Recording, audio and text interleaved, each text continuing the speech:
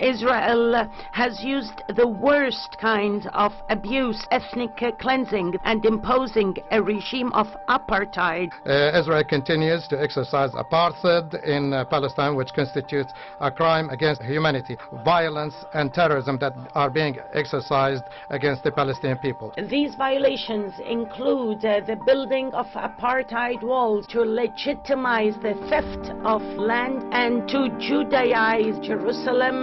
The separation wall is an example of the apartheid policy practiced by Israel. Israel's practices of discrimination as well as extremism. United Nations Watch have the floor. Mr. President, let me begin by putting the following on the record. Everything we just heard from the world's worst abusers of human rights, of women's rights, of freedom of religion, of the press, of assembly, of speech, is absolutely false and indeed Orwellian.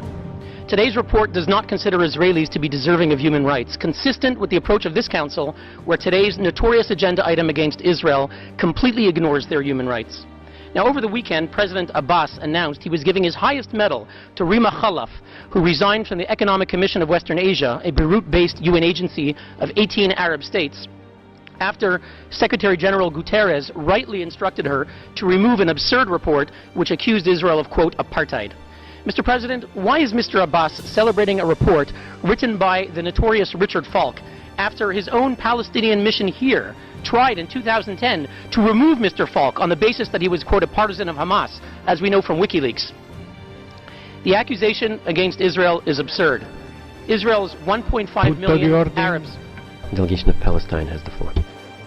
More than one statement goes beyond the mandate of this sitting, using unacceptable terms about Ms. Rima Khalaf, and so we would like this to be stopped. We have noted some terms which are humiliating vis-à-vis the Council, and we call for the respect of our traditions within the Human Rights Council. Thank you. We would support the viewpoints that have already been expressed by the State of Palestine as well as Egypt. Now the previous speaker can continue. Thank you, Mr. President. Israel's 1.5 million Arabs, whatever challenges they face, enjoy full rights to vote and to be elected in the Knesset. They work as doctors and lawyers. They serve on the Supreme Court.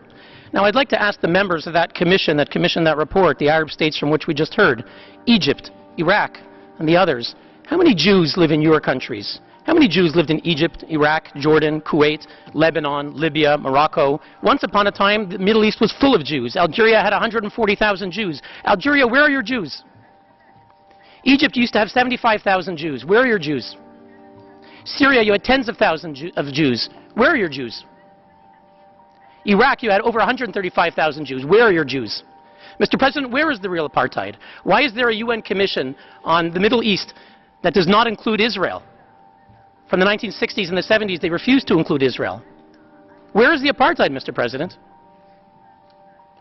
Mr. President, why are we meeting today on an agenda item singling out only one state, the Jewish state, for targeting? Where is the apartheid, Mr. President?